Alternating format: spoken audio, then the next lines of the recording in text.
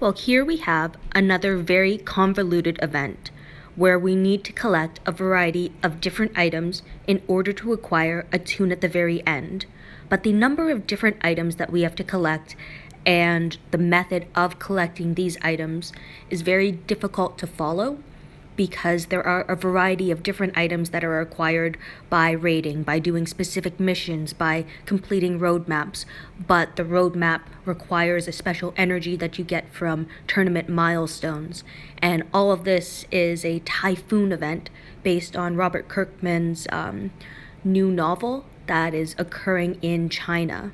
So in this event, it just seems to be a lot of work for a subpar toon, in my opinion. And regarding subpar toons, I did not end up getting Sergio. I was 800 orange balloons short, which is kind of funny because I had offers for red and blue balloons for 300 coins for 1,000 balloons minimum, but didn't have that option for orange balloons. So it was kind of just not meant to be. Anyway, moving on to this event. So throughout this event, players will be working towards collecting Daoist prayer beads, yins, yangs, and yin-yang tokens. So the event starts Wednesday, September 11th, ends October 9th. Oh, and we also need these beacons of light, which you use in order to unlock a specific roadmap. So again, tournament milestones will give you these Daoist prayer beads. So some people who were able to complete both parts of Sergio's collection were able to get 500 of these prayer beads. The map costs 444 of these beads. So if you finished the other collection, you can do this roadmap right away. This roadmap, it comes back every 2 days and it gives you yin collectibles. Raids will drop yang collectibles, and I'm not sure what the frequency of that will be or how many you will get in each box. Then you redeem those yin and yang collection tokens for yin yang tokens. So you need 200 yin tokens and 200 yang tokens in order to redeem 100 yin yang tokens, and that stash can be opened 50 times. Every 10 opens will award you with a single light beacon, so you can get 5 light beacons in total from opening the stash. The other 5 light beacons that you need in order to unlock a special roadmap for the final Typhoon roadmap that rewards you with Zoo can be acquired doing specific event missions that are in our mission log. It says here that the recurring roadmap has 3 acts to it of normal, hard, and nightmare. So it'll be interesting to see how difficult the nightmare mode actually is and to see what players can actually obtain Zoo. Now, I don't really like this because I think every player should have the opportunity to get this character, and depending on how difficult it is, it feels like not many people will be able to, especially with how many tokens are needed in order to actually open up the stash and get these light beacons. Honestly, I'm just kind of waiting for Scopely to start selling these light beacons so some players can progress more quickly in obtaining this character. Now, to be honest, I'm a little worried about obtaining this character.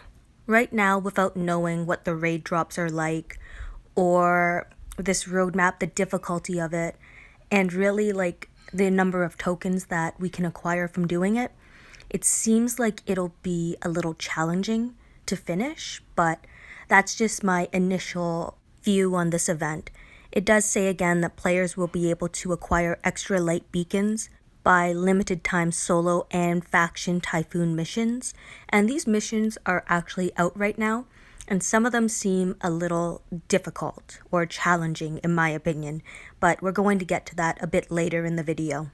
Now, this stash seems better than the one for Sergio in my opinion, because it does have S-Class collectibles in it, 1,000 of blue keys, cakes, and ice cream. But the other items in this, world energy refills, raid energy refills, survival road energy refills, war energy refills, horde energy refills, so just a bunch of different energies. It's only 1 can each, so that's a bit of a downfall. But there's also arena tickets, which everyone needs now. There's torches, so energy for either the Blue Keys roadmap or the ice cream one. Legendary trainers, so that's Lilith's, as well as Ulysses. And then we move on to your blue keys, which you can get up to 1,000 of them, same as the ice cream cones. So for blue keys, I'm at about 3,000 blue keys. So I need 11,000 total in order to get Pete, the S-Class version. So having 1,000 more blue keys will bring me up to 4,000, which is almost halfway there. It's more than a third, less than a half. So I'm pretty happy with that. Now, at the bottom of this, it gives us information on Zoo, the new 6-star. So he's a fast toon, support role, 1,833 HP, 1,887 attack, 1,671 defense. His rush is 450% damage, 75% heal reduction, which I'm not very impressed at. 50 exhaust, which is really like nothing. And that goes for 2 turns up to 2 enemies. And then up to 2 teammates get focus and camouflage for 2 turns. So not exactly something you would use in a match, the camouflage part. That's more for walkers. And then the active skill, up to 2 teammates get elusive and regain 20% of their max HP for 2 turns. It just doesn't really wow me. He kind of reminds me of Vegan Rick, jack of all trades but a master of none. And now we also got a message in-game from Scopely about this new Typhoon event, kind of explaining a little more about it. And I guess it's mostly for the players who don't read the forums, just to give a bit more of a breakdown. But it's really simple the way that they explained it, but I guess they don't really want to have a ton of information in this because people will just end up skipping it instead.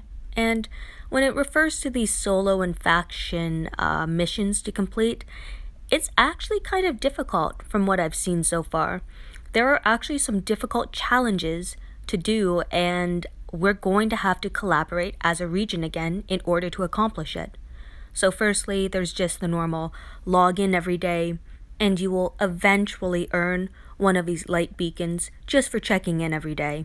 So that's pretty useful in my opinion, but you have to check in for 21 days, and you have basically a week after that in order to finish the roadmap that costs 10 light beacons to get in.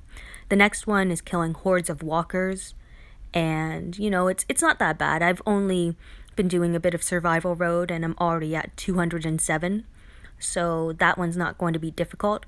But this one, using adrenaline rushes, is going to be difficult in my opinion, because the toons that they want you to use adrenaline rushes for, not everyone has. So Herschel, this is a free-to-play toon. That one's pretty easy to complete.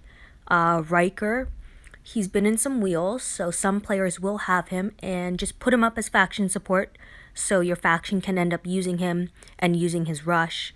Like that, his rush can be used 10 times in just one match if you want. Jiafeng will be a challenge. You'll probably have to join a top-ranking faction in order to use that toon.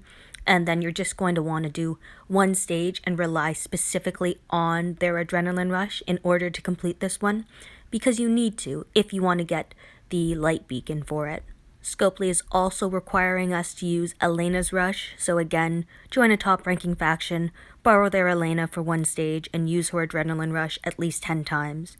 There's also Amber and Blue Yumiko, as well as Mercer, and Mercer's been in some wheels. Yumiko's a pretty old toon, Generation 1.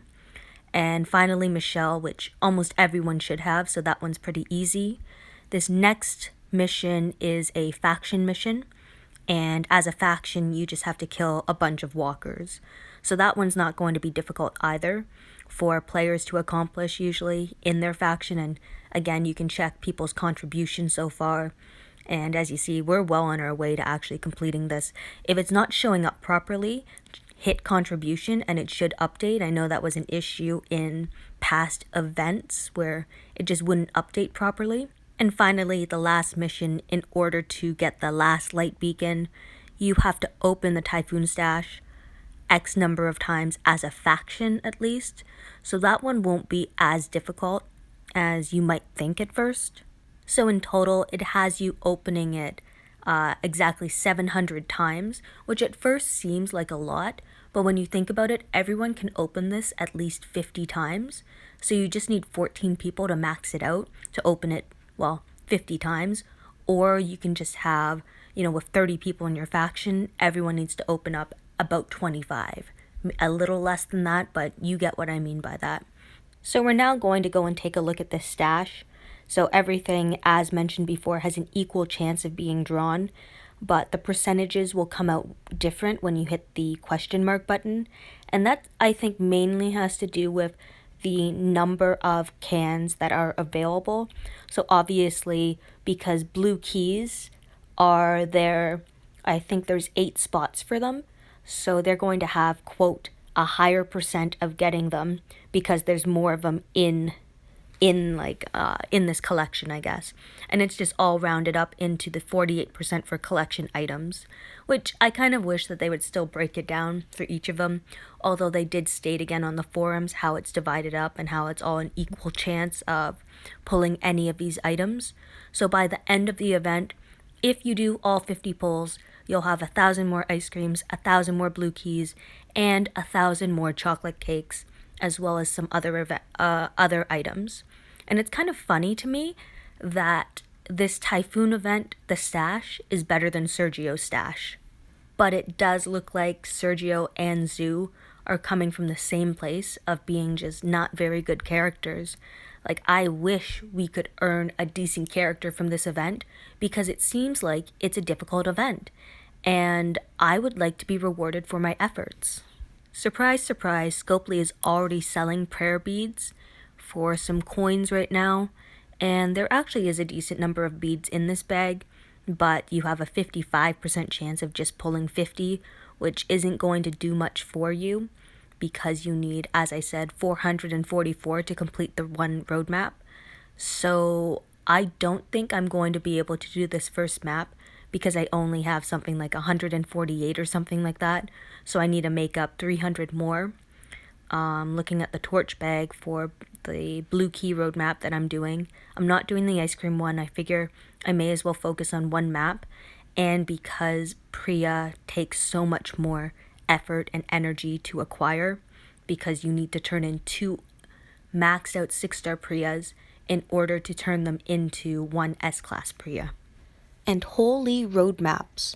So this Typhoon roadmap requires you to complete a number of different stages, and it seems like they need a lot of energy. So I would start saving up tins now, because to get that last light beacon, you have to log in for 21 days.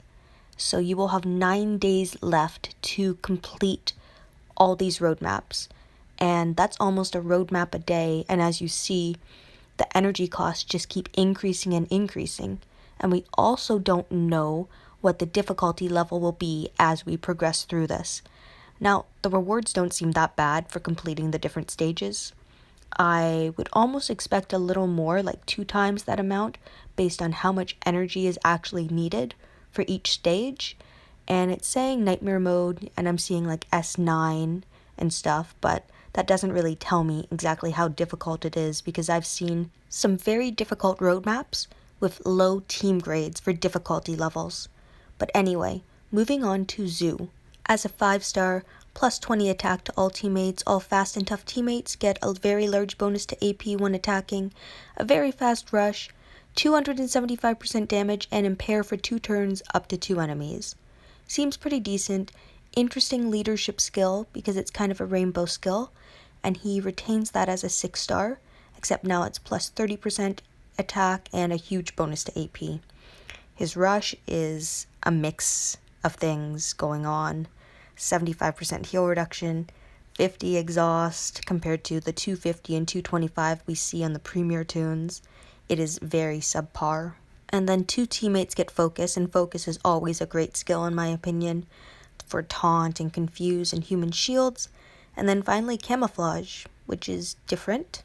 Effective against walkers, but I wouldn't use him in hordes. And then his active skill is elusive and a little bit of healing. Nothing really to write home about. Pretty, well, not even average. I'd say below average, because 20% of their max HP for 2 turns, that seems like nothing. No bound weapons, so that's pretty nice to be honest, because you can give him kind of anything you want. But this roadmap just seems like such a long roadmap.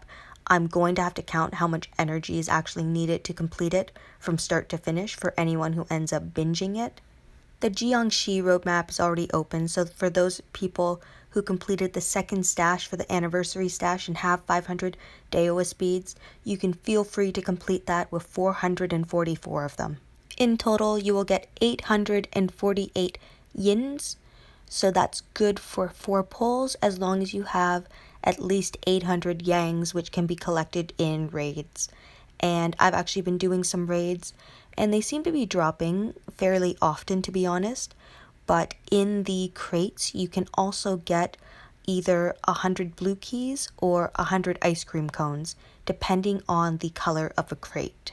Your standard blue crate can have up to 100 blue keys, 85, 50, or 250 yangs. Those blue keys could also be ice creams if it was a pink crate. So after taking a look at all of this, it seems to me like it's very feasible in order to get yings and yangs, assuming that we get good amounts of Daoist beads in our milestones.